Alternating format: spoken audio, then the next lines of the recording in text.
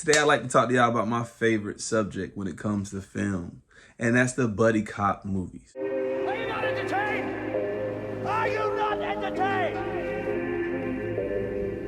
Is this not why you were here?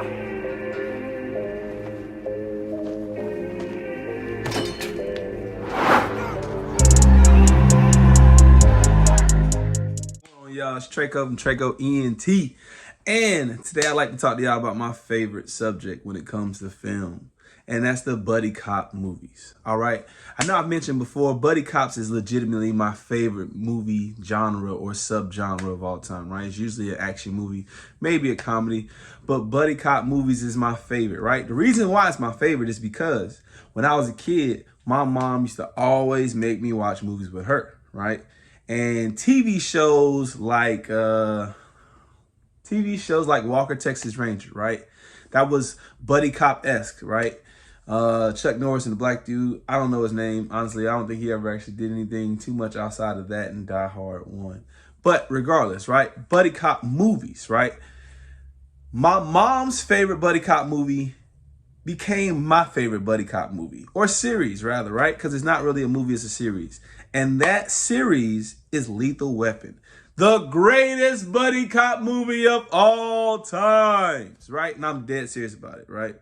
Quote me on it. We can argue in the comments below.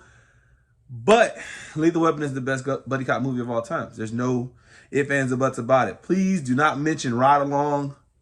Don't even deserve to be mentioned with movies like Lethal Weapon. He's a criminal's worst nightmare. A cop who enjoys the danger. No guns, no jujitsu, just bring him down. Do you really want to jump? Well, then that's fine with me. Come on. Wait, what do you mean? Wait a minute. What the? He was ready to retire. Now, he's gonna wish he had. Gun! Oh! Raj, meet your new partner. New partner. There are 4 of them, right? So legitimately, you can watch one on Monday, Tuesday, Wednesday, and Thursday. You can honestly, they're so good. You can legitimately watch all of them in one day and then run it back so you can catch stuff that you didn't see the first time, right?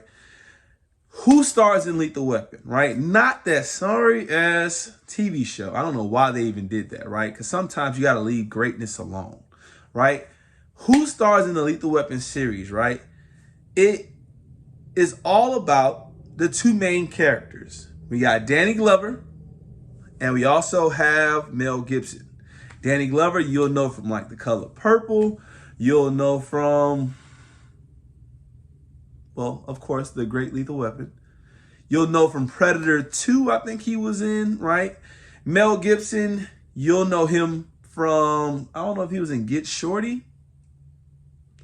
Mel Gibson did a lot of movies back in the 90s that were mostly about him being a badass who gets like his ass whooped or gets wronged, and then he ends up killing everybody, right? Mel Gibson used to be that dude, right? Uncle Mel. He also been in like recent movies like Get the Gringo, shit like that, so whatever. But Lethal Weapon, it was the perfect merger of the old and the young.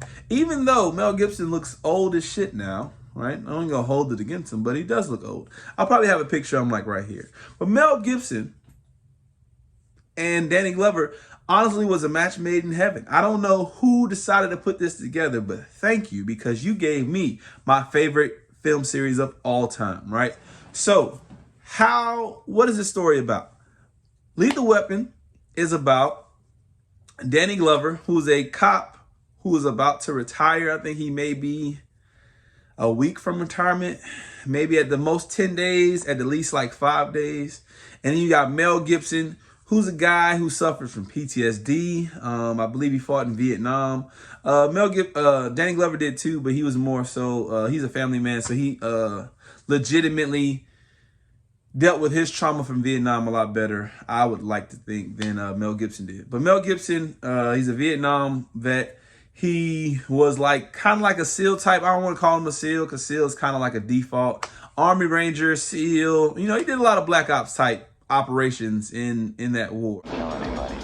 I'm too old for this. Are you as good as you say you are? Nobody can touch me. Suppose we better register you as a lethal weapon. You ever met anybody you didn't kill? Well, I haven't killed you yet. Right? So he went from that to being a cop, right? He also has PTSD. You'll learn in the movie his wife died in a car accident. It's a lot to go on in Mel Gibson's character, right? But it starts off with him dealing with his PTSD and almost killing himself at the beginning of the movie. And they kind of go through that throughout the entire series until he's able to somewhat overcome his trauma, right? And you find out a lot more about Mel Gibson's character and his background and stuff as the series goes. But when I tell you that this is my favorite film subgenre of all time, I'm dead serious, right? And the reason that is because anytime I see two people put together that don't seem like they would ever share a room together, I just kind of love it. And when it came to this series, you have in the first movie, you have Mel Gibson and Danny Glover, right? That's the primary.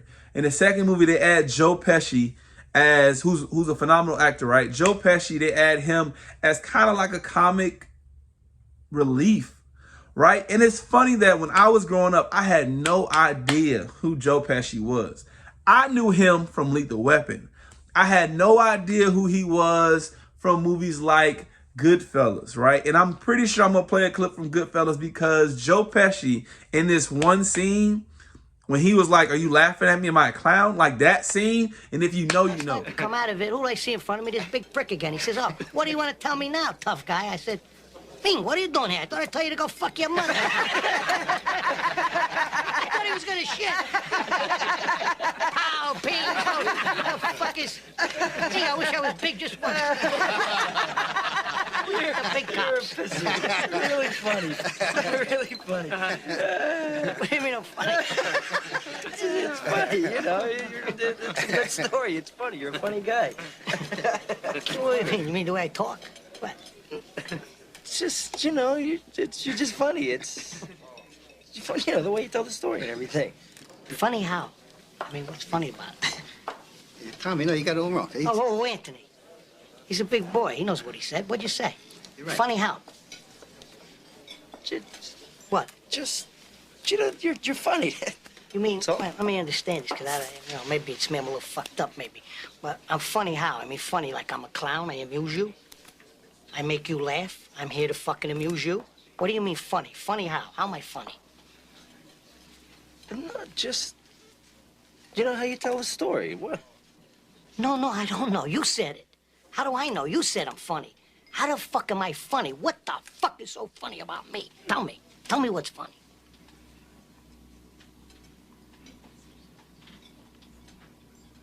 Get the fuck out of here, Tommy. You motherfucker. I almost had him. She was a goon in the 80s. When I tell y'all that legitimately after watching this scene, I looked at him completely different. Like, yo, this is a violent little man, yo. Like, when violent, like, I think he killed like 5-6 people in that movie Goodfellas just for looking at him wrong. I think he shot a waiter in the foot or some shit just because he didn't get him his drink or something. When I say, oh, just go watch Goodfellas. You ain't seen it yet, go watch Goodfellas, right? I'll do my best to post like how you can watch it on this video, but go watch Goodfellas if you have never seen that movie because Joe Pesci is a goon. But, right, let me think. So over the series, all of the characters that you will find and fall in love with all grow, right? It's the same. Danny Glover has a wife who's gorgeous, by the way. He has a wife. He has he has 3 children, and they all go through their own progression throughout the film, right? I don't want to give too much away about the bad guys in the first movie, but I will say that eventually Jet Li pops up. And I think this is one of Jet Li's first movies where he's a villain in an American film. And he's not in the first movie, right? But by the time he shows up, you'll think Jet Li's the coldest motherfucker on the planet. And he really is. Like, Jet Li in the movie that he shows up in scares me. not scares me because like I'm afraid of people who know how to do like kung fu, or not. I don't say kung fu, I say martial arts, right?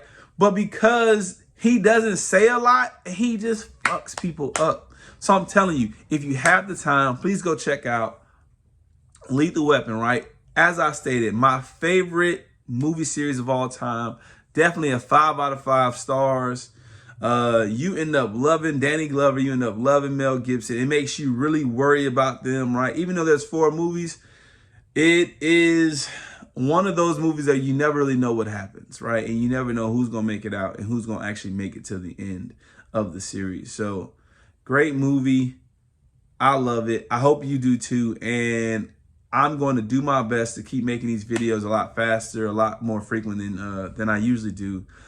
Like, comment, and subscribe. Continue to pull up on your boy, Treyco ENT. And as always, get your popcorn ready.